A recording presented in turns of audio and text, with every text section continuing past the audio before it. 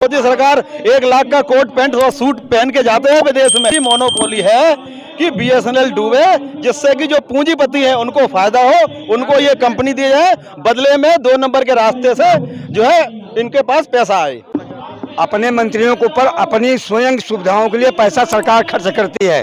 BJP सरकार के जो कार्यालय बने हैं, डिस्ट्रिक्ट कार्यालय, वो कई करोड़ रुपए बने हुए हैं। और धरना प्रदर्शन है सरकार के खिलाफ और दूरसंचार विभाग के मिनिस्टर के खिलाफ, मैनेजमेंट के खिलाफ, ताकि हमारी पूरी मांगें हो सके।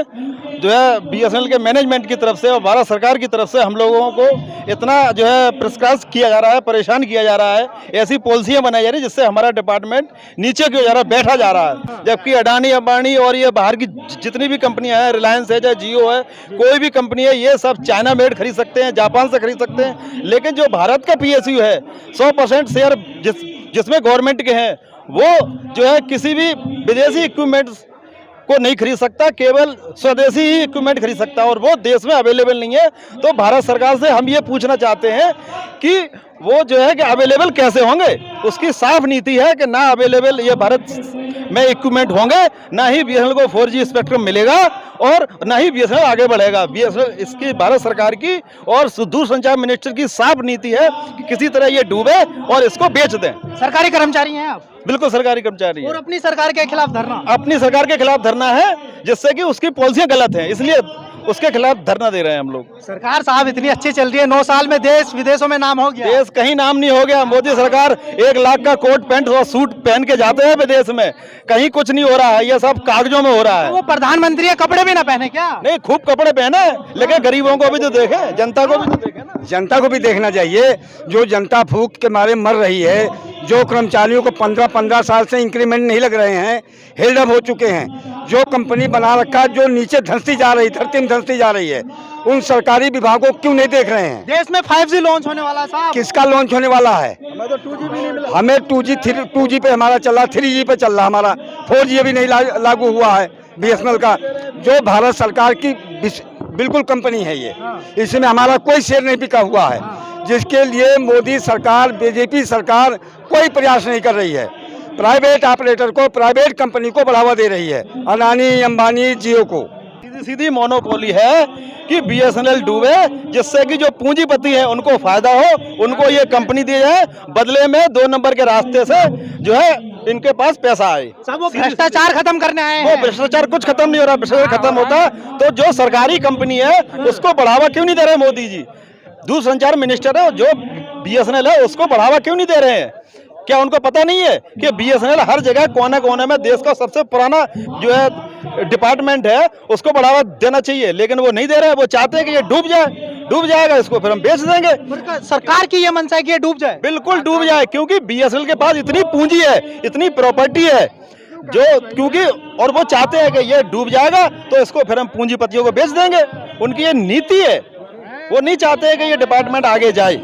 सीधी सी बात है। अगर वो चाहते तो जियो, रिलायंस, अंबानी को इनको विदेशी इक्विपमेंट क्यों खरीदे थे? उनको 4G 5G का लाइसेंस दे दिया, लेकिन हमें क्यों नहीं दे रहे? बीएसएनएल के लिए कंडीशन है कि स्वदेशी इक्विपमेंट लगाने हैं और स्वदेशी टेक्निक हमारे देश में विकसित नहीं हुई है, तो हम कहां से 4G लगा दें? देश आत्मनिर्भर की तरफ बढ़ रहा है। आत्मनिर्भर वो तो बढ़ रहा है, लेकिन बीएसएनएल आत्मनिर्भर कैसे होगा जब हम अब स्वदेशी वो बना ही नहीं पाए अभी तक इक्विपमेंट। हम अब रिलायंस है, आपका जियो है, ये सब विदेशी, एयरटेल, सब विदेशी टेक्निक यूज कर रहे हैं। हमारे लिए स्वदेशी कंडीशन है। तो आप कौन से सिम यूज करते हैं, ईमानदारी से बताइएगा दिल पे? हम बीएसएनएल का सिम यूज करते हैं और हमारा पूरा घर, अभी आप मिला लीजिए, बीएसएनएल का ही मिलेगा, घर में भी बीएसएनएल का। अच्छा, अभी मोबाइल है आपके पास? बिल्कुल। अभी एक बार दिखाइए। देखिए, हाँ, ये रहा बीएसएनएल का इस्तेमाल कर रहे हैं। ये देखिए बीएसएनएल का है ये देखिए। दूसरा कौन सा है? ये पोर्ट करा लिया है, ये पोर्ट कराया है, क्योंकि हम जहाँ रह रहे हैं वहाँ बीएसएनएल के नेटवर्क नहीं मिलते हैं, सारे बच्चे परेशान हैं, तो हम क्या करें? हम घर से बाहर निकलते हैं, जब बात नहीं कर पाएंगे तो क्या करें? हमें जियो का लेना पड़ रहा है, मजबूरी है हमारी। जब जो बीएसएनएल के टावर है, जो सिग्नल कश्मीर के पहाड़ों पे गूंजता है, वो एनसीआर में क्यों ना गूंजे? वो यहाँ भी तो हो सकता है।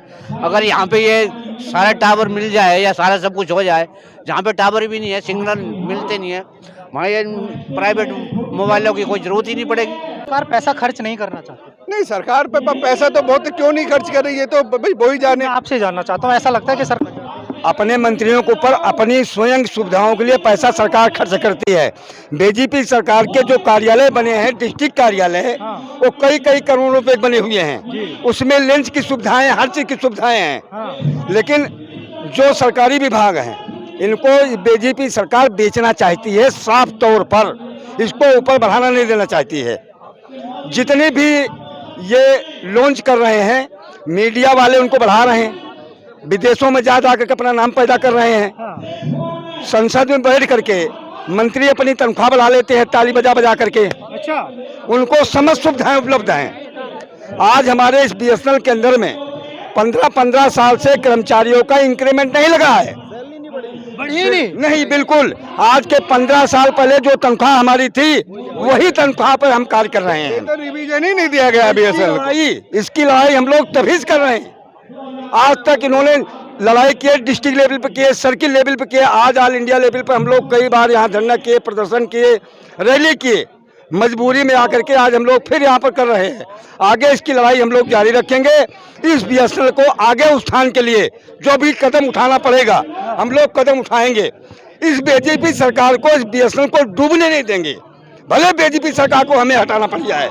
2024 में हम लोग एक कसम खा करके बीजेपी सरकार को वोट नहीं देंगे, इसके खिलाफ रहेंगे। सुविधा नहीं दे रही, जो सुविधा मिलनी चाहिए, इसलिए खिलाफ हैं। सरकार के खिलाफ इसलिए हैं कि जो सुविधाएं हैं सरकारी कर्मचारियों की वो नहीं मिल पा रही। अच्छा, भाई साहब ने कहा है 2024 में बीजेपी को डूब जाने देंगे। वोट ही नहीं करेंगे तो कैसे आएगी? जब वोट नहीं करेंगे, जनता परेशान है।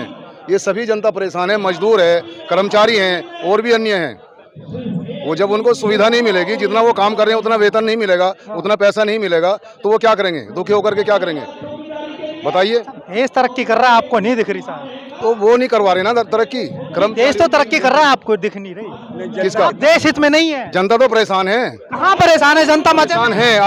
आपकी हम बात नहीं कर रहे कि आप कह रहे हैं कि परेशान है या नहीं है, लेकिन हम परेशान हैं। नहीं, सब वो कह रहे हैं कि 9 साल सरकार के बेमिसाल। वो कह रहे हैं, वो जो कह रहे हैं वो उनकी बात सच है, लेकिन हमारे लिए वो झूठ है। धरातल पे झूठ है। हाँ, धरातल पे झूठ है पंडित जी। बिल्कुल झूठ है जी, धरातल में पूर्ण झूठ है। ये टोटल इन्होंने मीडिया में फैला करके इन बातों को कर रहे हैं। ये कॉरिडोर बनाने से, अयोध्या में राम मंदिर बनाने से, इनसे बनाने से देश का भला नहीं होने वाला है। 100 करोड़ लोगों की आस्था का सवाल है। ये नहीं, आस्था का सवाल है, ठीक है, मंदिर बनवाया जाए, लेकिन जो देश की जनता परेशान है, देश के कर्मचारी परेशान हैं, उनके लिए क्या सरकार कर रही है? आस्था अलग है, लेकिन एक पेट का सवाल अलग है।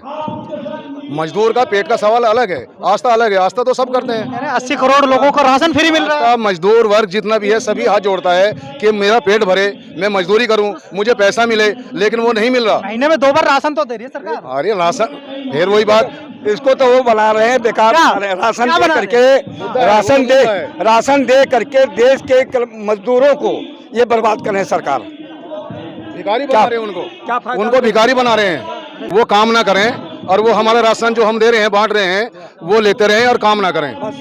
सब काम बंद कर रहे हैं, राशन दे करके उनको फ्री के राशन दे रहे हैं। ठीक है ना? और जो मजदूर काम कर रहा है उसको मेहनत नहीं मिल रही।